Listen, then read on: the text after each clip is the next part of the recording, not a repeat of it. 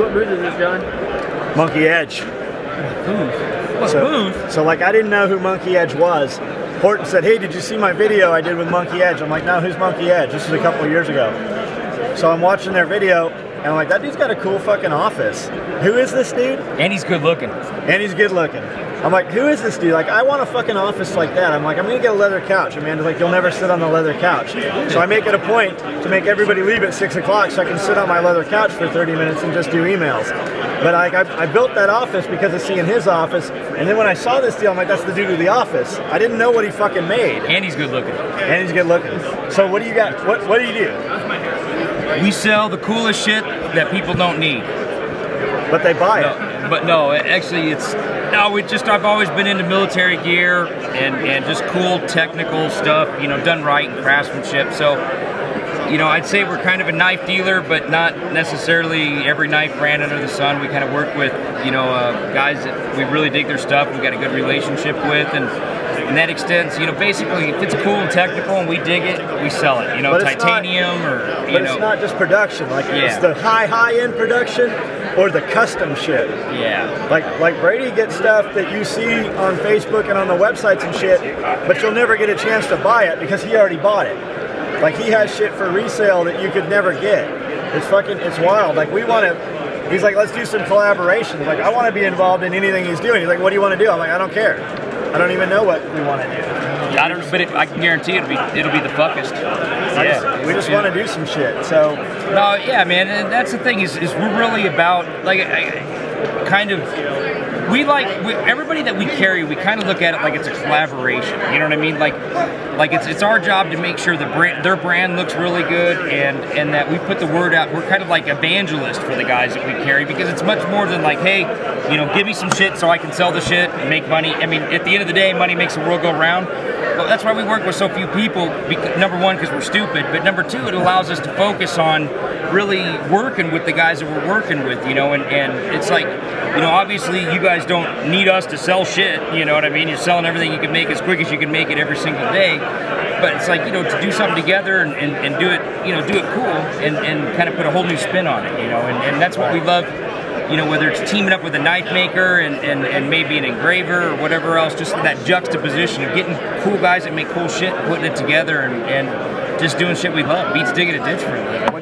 What'd you do before you started Monkey Edge? Monkey Edge, you know, it's before that, I literally, we still do. We have another site, monkeydepot.com. We sell 1/6 scale action figures, you know, and again, I didn't know that. Yeah, I was a gear nerd, and you know, as the 1/6 stuff started getting, you know, super detailed, and I was into the real gear, and so we were selling the miniatures, and literally became we also acted as kind of like a liaison between China and the States for licensing deals with gear manufacturers, you know, Eagle or whatever else. And I was at SHOT Show, and Josh from Strider had recognized the monkey logo on my hat at the time, and he said, hey, you know that guy? And I go, yeah, that's me, and that's us, and yada yada yada, and he had seen the logo around.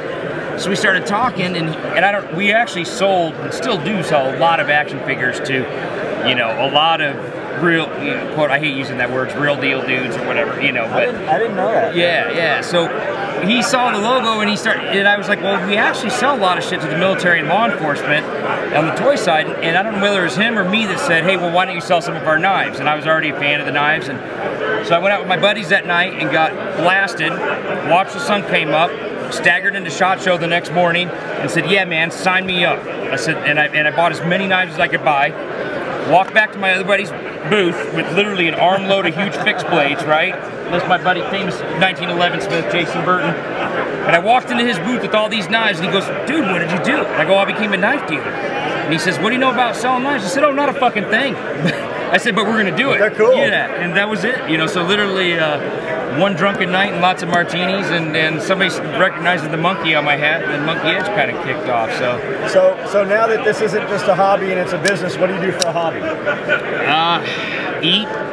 No, but I still try to remain good looking even though I'm fat. No, race cars. I race vintage Formula Ford, which is an open wheel class. You know, It's not a Porsche, Ferrari, or nothing, but it's fucking cool. It's the heat, yeah. So that's what I do to kind of any money I make that the family doesn't spend, I like to put it into the race car and watch it burn away as I drive down the track, you know, because I want to make sure I have no money left. So rather than just throwing it in the blender, I put it in the race car, crash the race car, you know, get the race car fixed, and just use the money for that. That's what I said. I said, look, my kids have had me for 20 years. They're going to have me another 20. After that, there's not going to be any money left. So they better learn how to do this in 20 years. And if they don't, they go do something else. They had a fucking fun time for that first 20 years. Yeah. No inheritance. That's that. Yeah, you got to work for it. So out of all this shit, what do you think the coolest thing, the coolest shit you have? What's the one coolest thing out of all of it right here?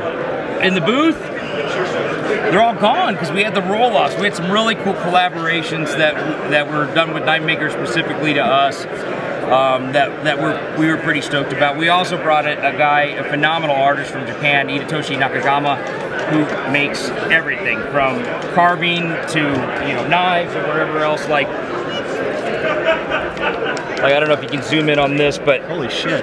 Like, this is no CNC machines. This is one dude in a shop, like literally by hand, this wallet chain. And he's just a phenomenal guy. He can carve anything. You know, he makes knives, bolt action pins. Just a phenomenal artist.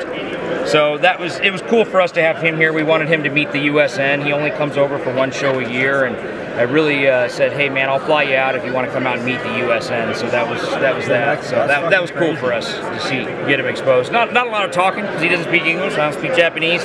We do a lot of this, shaking hands, but it works out. You know, building bridges. So one of the things that caught my eye when I looked at his website the first time is he's got a titanium pizza cutter. Like, yeah. Like, who in the fuck who needs a titanium pizza cutter? That's the point. Nobody. But how many of your friends have a titanium pizza cutter? You know, again, see, that's why I never try to say that we're a knife shop, right? We're just into stuff, guys that make cool stuff. And this guy's name's Paul Stasiak. He's back east. And he's just a crazy machinist and an artist. So he wanted the ultimate pizza cutter. So this frame here is all single piece of titanium, you know, and this disc is, you know, crushed bevel. You know, it actually tapers out. I mean, it's amazing. No, does it do anything that, you know, your $2.99 pizza cutter does? You know, that you get at the grocery store, do? No, it doesn't. But this shit will still be here 100 years from now. You know what I mean? How much is that? I think this guy's $375. That's fucking wild. That's cool. So now you guys do shit a little bit differently. So you've got some stuff for sale, but they have to shoot craps in order to qualify to buy it. So what is it? Once a show, twice a show? We do it 4 times a day for both days of the show. One of the things, and I don't know how down with the knife world you were before you started.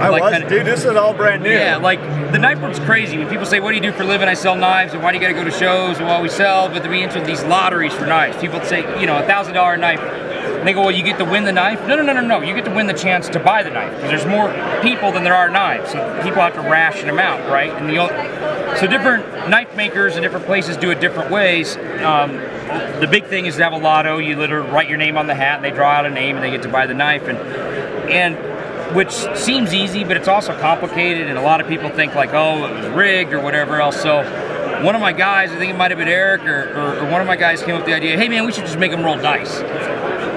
Kind of as a joke, and I was like, oh hell yeah, we're gonna have them roll dice. You gotta take a knee, like and we roll dice. Back alley style. Yeah, bounce it off the front of the booth, and then that way, not only is it more fun than kind of sitting in a man flesh sandwich listening for your name, you know, but you get to, it's interactive, but it's also right out there all in the open, right? Nobody can accuse anybody of anything because it's like, you know, there's 50 people standing around. They saw that you rolled a 3. Get up and leave. You're not winning a knife. You know what I mean? So pan around the show real fast. Show how big this room is real quick. So I don't know. There's hundreds of these in here, maybe thousands. So it'll flow out like a tidal wave coming. Like the wave will roll back. Where did everybody go? They'll be at the booth.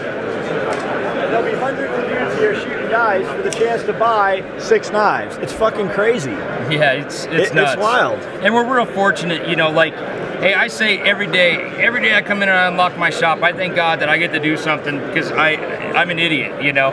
And we're real fortunate that the guys that we work with actually have talent and can make stuff, and they will work with us, and you know, like we do, you know, maybe if they have a knife model, they'll apply what we call our monkey edge frag texture, which is kind of like this, you know, the square motif. They'll apply it to their stuff and make it especially for us. So we're real fortunate that we work with guys that don't have any problem selling their stuff, and they're willing to kind of go the extra mile and do special stuff for us, which, you know, garners excitement and, you know, and this, that, and the other thing. So we're real thankful that, you know, a lot of the companies, you know, whether it's a company like Strider Knives or Hinderer Knives or an individual maker, you know, like Les George, Brian Fellholter, Brad Southard, or, you know, Jim Burke, a lot of these guys have, you know, they don't need us to sell stuff, you know what I mean? They sell everything, just like you guys. You guys don't need us to sell stuff. You're going to eat and still put gas in the, you know, in the Porsches without, you know, without Monkey Edge.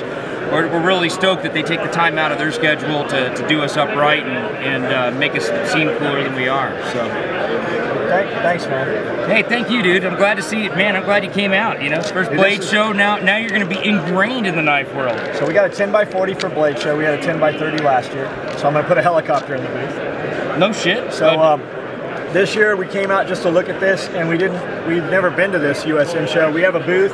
We think it's going to be right next to you guys now, so we got a 10x10 booth locked onto this, so we'll be here. Oh, so we're going to have like the quadfecta between Starling Gear, Strider, SOE, and Monkey Edge? Right. Oh, man. So, man, this is Brady. He's got a fucking shitload of people waiting around to hand him money, and he took fucking 15 minutes of his time to fucking stop and talk to us. No, thanks, dude. I appreciate you coming by. Always a big fan. Appreciate it, brother. Thank you. Thank you. See ya.